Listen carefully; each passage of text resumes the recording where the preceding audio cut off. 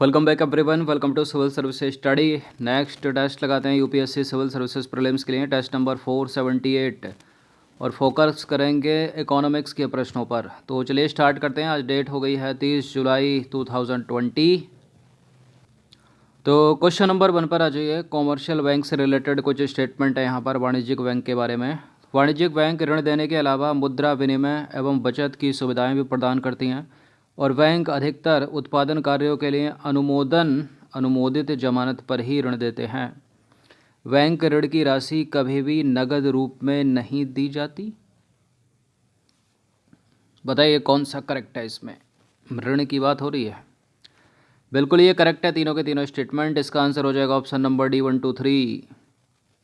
तो देखिए, एक वित्तीय संस्था के रूप में कॉमर्शियल बैंक जो होती हैं, वाणिज्यिक बैंक जो होती हैं, ऋण देने के अलावा मुद्रा विनिमय बचत की सुविधा भी प्रदान करती हैं और साथ ही मुद्रा बाजार में खाते भी उपलब्ध कराते हैं ये। और बैंक अधिकतर उत्पादन कार्यों के लिए अनुमोदित जमानत अप्रूव्ड सिक्योरिटी पर ही ऋण देते हैं। बैंक ऋण की राशि कभी भी नगद रूप में नहीं दी जाती है। क्वेश्चन नंबर 2 पर आ जाइए। वाणिज्यिक बैंकों की उपयोगिता के संदर्भ में इन कथनों पर विचार करना है। 3 स्टेटमेंट है यहाँ पर, बताने के इनमें से कौन सा करेक्ट है। पहला स्टेटमेंट है, बैंक अपने ग्राहकों के आदेश पर उनकी संपत्ति के ट्रस्टी तथा प्रबंधक के रूप में भी कार्य करते हैं। बैंक वस्तुओं को उत्पादन केंद्रों से उपयोग केंद्रों तक पहुँचाने में सहायता करते हैं। बैंक आर्थिक स्थिति से परिचित होने के कारण व्यापार संबंधी सूचनाएं एवं आंकड़े एकत्रित करके अपने ग्राहकों को वित्तीय मामलों में सलाह भी प्रदान करते हैं। करेक्ट है तीसरा वाला स्टेटमेंट। उनको तो प्रदान करते ही हैं जिनके अकाउंट उससे चल रहे हैं बैंक, बाकी वो लाइन में भी खड़ा होना पड़ता है घंटों। तो करेक्ट है फिलहाल तीनों के तीनों स्टेटमेंट, डी है। तो देखिए, बैंक अपने ग्राहकों के आदेश पर उनकी संपत्ति के ट्रस्टी तथा प्रबंधक का कार्य भी करते हैं और बैंक आर्थिक स्थिति से परिचित होने के कारण व्यापार संबंधी सूचना एवं आंकड़े एकत्रित करके अपने ग्राहकों को वित्तीय मामलों में सलाह भी देते हैं। बैंक वस्तुओं को उत्पादन केंद्रों से उपयोग केंद्रों तक पहुंचाने में हेल्प करते हैं। क्वेश्चन नंबर 3 पर आ जाइए। बैंकों के प्रकारों के संदर्भ में निम्नलिखित कथनों पर विचार करना है। 2 स्टेटमेंट है यहाँ पर, बताने के इनमें से कौन सा करेक्ट है। देखिए, भारतीय रिजर्व बैंक अधिनियम 1934 की दूसरी अनुसूची में शामिल ऐसे वाणिज्यिक बैंक जिन्हें भारतीय रिजर्व बैंक के दिशा निर्देशों के अनुसार काम करना होता है अनुसूचित वाणिज्यिक बैंक कहलाते हैं। अनुसूचित। और ऐसे बैंक जिनका संपूर्ण स्वामित्व एवं प्रबंधन नियंत्रण जो है प्रत्यक्ष या परोक्ष रूप से सरकार के हाथों में है, उनको सार्वजनिक क्षेत्र के बैंक बोलते हैं। एक एक शब्द को पकड़ना, संपूर्ण लिखा है यहाँ पर। देखिए, संपूर्ण नहीं, अधिकांश होता है, 51% है वो।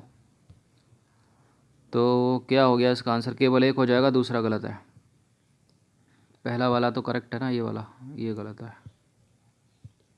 तो कथन 2 सही नहीं है, क्योंकि ऐसे बैंक जिनका अधिकांश स्वामित्व एवं प्रबंधन नियंत्रण प्रत्यक्ष या परोक्ष रूप से सरकारों के हाथों में सार्वजनिक क्षेत्र के बैंक कहलाते हैं। कितना? 51% सरकार की हिस्सेदारी, बाकी 49% उनकी खुद की। तो देखिए, भारत के ऐसे बैंक जो निजी क्षेत्र के बैंक के रूप में स्थापित हुए थे, किंतु कानूनी प्रक्रिया के द्वारा 1969 और 1980 में जिनके स्वामित्व का बलपूर्वक अधिग्रहण कर लिया गया, वे बैंक राष्ट्रीयकृत बैंक की श्रेणी में आते हैं। 1969 में याद रखिएगा 14 बैंकों का राष्ट्रीयकरण किया गया था और 1980 में 6 बैंकों का। ये चीज़ पूछ ली जाती है दूसरी परीक्षाओं में स्टेटमेंट बनाकर, मतलब विकल्प बनाकर। क्वेश्चन नंबर 4 पर आ जाइए। निम्नलिखित कथनों पर विचार करना है। 3 स्टेटमेंट है यहाँ पर, बताने के इनमें से कौन सा करेक्ट है। पहला स्टेटमेंट है, शाही आयोग की सिफारिश पर ब्रिटिश संसद ने भारतीय रिजर्व बैंक अधिनियम 1934 पारित किया। किस आयोग की सिफारिश पर? शाही आयोग। अपने गठन के समय रिजर्व बैंक पूर्णतः सरकारी संस्था थी। भारतीय रिजर्व बैंक की स्थापना के बाद मुद्रा प्रबंधन तथा वित्त प्रबंधन के कार्य को अलग अलग कर दिया गया। बिल्कुल, आरबीआई की स्थापना के बाद मुद्रा प्रबंधन और वित्तीय प्रबंधन के कार्य को अलग अलग कर दिया गया। अपने गठन के समय रिजर्व बैंक पूर्णतः सरकारी संस्था नहीं थी। दूसरा स्टेटमेंट गलत है, पहला तीसरा करेक्ट है। तो देखिए, कथन 3 सही नहीं है, क्योंकि शाही आयोग की ही सिफारिश पर ब्रिटिश संसद ने आरबीआई एक्ट 1934 पारित किया, जिसके अनुसार 1 अप्रैल 1935 को भारतीय रिजर्व बैंक का गठन हुआ और यह बैंक पूर्णतः सरकारी संस्था ना होकर एक संयुक्त स्वामित्व वाली संस्था थी, जिसमें अपने स्वामित्व के आधार पर सरकार गवर्नर नियुक्त करती थी, जबकि निर्देशकों का चयन निजी शेयर धारक करते थे, जो डायरेक्टर्स थे। क्वेश्चन नंबर 5 पर आ जाइए। भारतीय औद्योगिक विकास निगम, जिसको बोलते हैं IDBI, के संदर्भ में निम्नलिखित कथनों पर विचार करना है। 3 स्टेटमेंट है यहाँ पर, बताना कि इसमें से कौन सा करेक्ट होगा। पहला स्टेटमेंट है IDBI का गठन भारतीय औद्योगिक विकास बैंक अधिनियम 1964 के तहत एक वित्तीय संस्था के रूप में हुआ था, ध्यान दीजिएगा, जिसका 1994 में वाणिज्यिक बैंक के रूप में नाम IDBI रखा गया। स्थापना के समय इसके अधिकांश शेयर निजी निवेशकों को बेचे गए और वर्तमान में यह जो है भारत के प्रमुख सार्वजनिक क्षेत्र के बैंकों में से एक है। बिल्कुल, अब तो ये कॉमर्शियल बैंक ही है, लेकिन जब ये गठन इसका हुआ था तो एक वित्तीय संस्था के रूप में इसका गठन हुआ था और स्थापना के समय इसके अधिकांश शेयर जो है वो निजी निवेशकों को बेचे गए। ये करेक्ट है, सारे के सारे स्टेटमेंट डी है इसका आंसर। तो देखिए 1964 में एक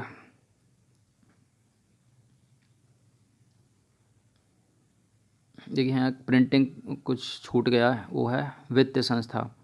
1964 में एक वित्तीय संस्था के रूप में, ना कि किसी वाणिज्यिक बैंक के रूप में, IDBI की स्थापना का मार्ग प्रशस्त किया गया था। इस चीज़ को याद रखिएगा। तो अगर स्टेटमेंट बनता है कि कॉमर्शियल बैंक के रूप में स्थापना हुई थी इसकी, तो नहीं हुई थी, एक वित्तीय संस्था के रूप में हुई थी। यहाँ वित्तीय संस्था शब्द रह गया है।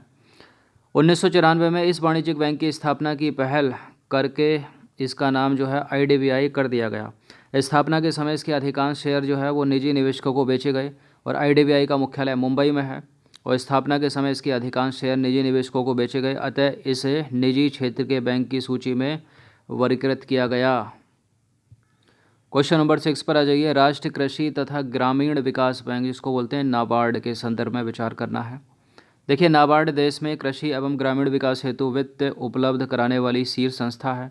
नाबार्ड अपनी ऋण आवश्यकताओं की पूर्ति के लिए अनेक वित्तीय संस्थानों से राशियां प्राप्त करता है और वर्तमान में नाबार्ड की इक्विटी में सेंट्रल गवर्नमेंट और RBI की हिस्सेदारी क्रमशः 51% और 49% है। RBI की तो बहुत कम है, 1% भी नहीं है, 1% भी नहीं RBI की, तो 0.48 कुछ ऐसे है। बाकी सबसे ज़्यादा तो भारत सरकार की, अधिकांश ही है, पूरी 98% लगभग। तो गलत है तीसरा वाला स्टेटमेंट, पहला दूसरा करेक्ट है, इसका आंसर हो जाएगा ऑप्शन नंबर बी।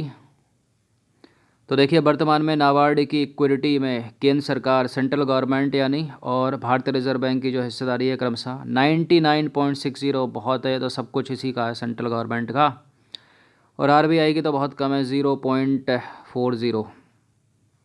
तो वो गलत था तीसरा वाला स्टेटमेंट। बाकी याद रखिएगा नाबार्ड का जो मुख्यालय है वो मुंबई में है, नई दिल्ली में नहीं है नाबार्ड। तो नाबार्ड एक शीर्षस्थ संस्था है। संस्था के रूप में अनेक वित्तीय संस्थाओं जैसे कि क्षेत्रीय ग्रामीण बैंकों से, राज्य सहकारी बैंकों से, अनुसूचित वाणिज्यिक बैंकों तथा गैर बैंकिंग वित्तीय संस्थाओं को पुनर्वित्त सुविधा प्रदान करता है। ये संस्थाएं ग्रामीण क्षेत्रों में उत्पादक गतिविधियों को बढ़ावा देने के लिए ऋण देती हैं।